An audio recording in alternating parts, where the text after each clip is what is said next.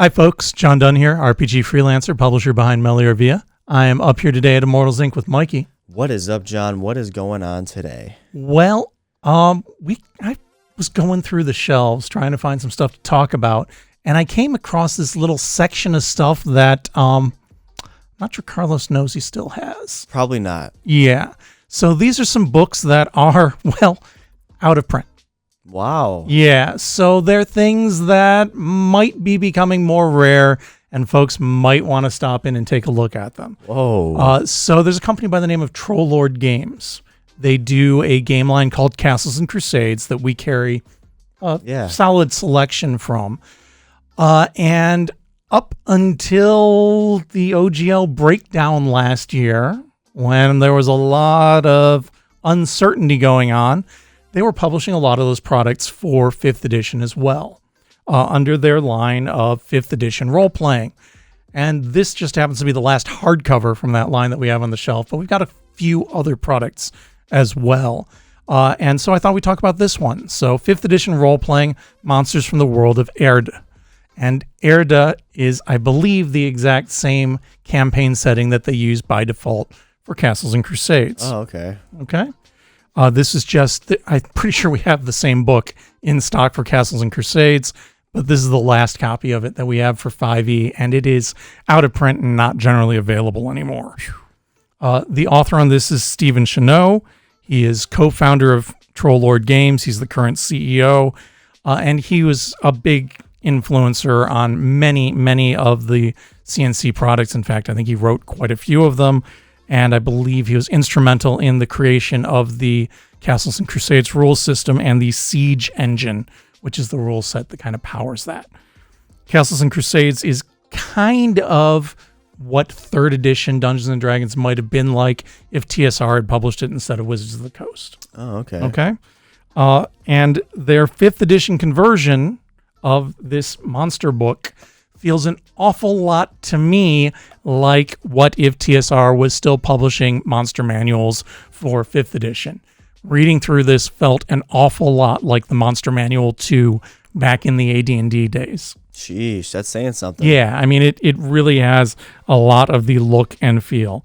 And so it is intended very specifically for their campaign setting of Aihrde, but it is also very broadly usable and compatible. I mean, it is at its heart a 5e book that works just fine with Dungeons & Dragons.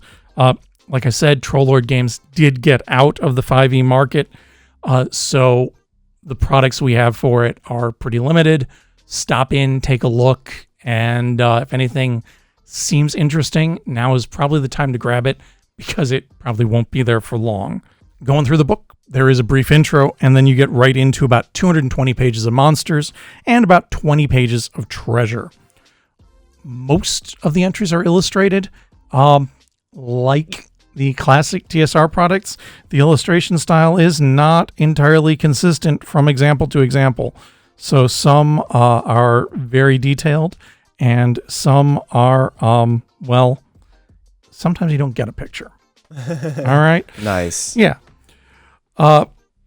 Every entry does have a world building section that's specific to Aihrde. I think that's really cool if you're into that setting. I think it's also really useful if you're not into that setting because you can see where they were trying to go with this material. And then if you're doing things for your own campaign, you can say, all right, I like this idea. I can integrate it this way. All right. Yeah. I think that's a kind of a useful it's a good way to look at it too. Bit of direction that you've got there. And the other thing that's worth mentioning is that, like the old AD&D books, the monsters are kind of flowed directly as they pop up. So you don't necessarily have only one monster per page. Sometimes you'll get a couple. Oh, nice. So yeah, they're using up as much space as they can get away with. I'm just going to touch on a couple of the monsters in here because there are a few where you get multiple stat blocks for a single entry. The first one that jumped out at me in that vein is the Kurna Rook, and I'm probably mangling that pronunciation. It's 2 words. The first one is CRNA. The second one is RUK. They're an assassin's guild. You don't get a ton of illustrations about them because assassins can look however they want, right? Yeah, we can't expose their identity. But you do get 8 different entries for them. And there's some cool world building here that talks about why this Assassin's Guild is able to exist. And they're kind of a totalitarian Assassin's Guild. So they're very specifically devoted to maintaining order at whatever the cost. Of course. Yes. Brotherhood vibes. Yeah, I mean, they're evil. Don't get me wrong. There's no question around that these are bad guys, right? But they're bad guys who make sure the trains run on time. And there's kind of a neat split, and it's reflected in the stat blocks in that there's some members who their specialty is sneaking around and maybe spreading rumors and maintaining order and keeping people in line by, making sure everybody's happy, right? And then there's the people who just go out and kill everyone. Yeah. Yeah. So you've got basically the espionage-focused ones and then the violence-focused ones. And it's kind of a neat split between them, and it's well reflected in the stat blocks. There's a whole section on demons in keeping with old AD&D stuff. There's 8 different entries for demons. Similarly, there's 14 entries for devils. There is a section on the Dragon Men of Kath with 4 different entries. The Dragon Men are another one that I thought, okay, this is a really cool bit of backstory because they started out as humans and they worshipped dragons. And in the course of their worship, they managed to become so cursed that they started to acquire draconian features. They didn't learn from that because they still worship dragons. Of course. Yeah, exactly. They like the scales. Oh, they must. And the wings and the misshapen and the faces. horns. Exactly. It's all going on there. After that, the next section that kind of spoke to me was lesser dragons. For all the different lesser dragons that are described here, you get 4 different stat blocks. One for when they're just a little baby wormling, and then a young lesser dragon, then an adult, and then an ancient. That's probably going to be a little more challenging. And there's not just 1 or 2 different dragons. There are 18 different lesser dragons presented here. Nice. So yeah, you've got a whole lot of draconian options, which for a game line that doesn't have dragon anywhere in the title, maybe a nod towards the source material. Yeah, or perhaps an homage towards where they're coming from. Maybe. In any case, lots of different dragon type things here that could be extremely useful if you're trying to populate your world. Another one that struck me as pretty cool and different are the Eschel.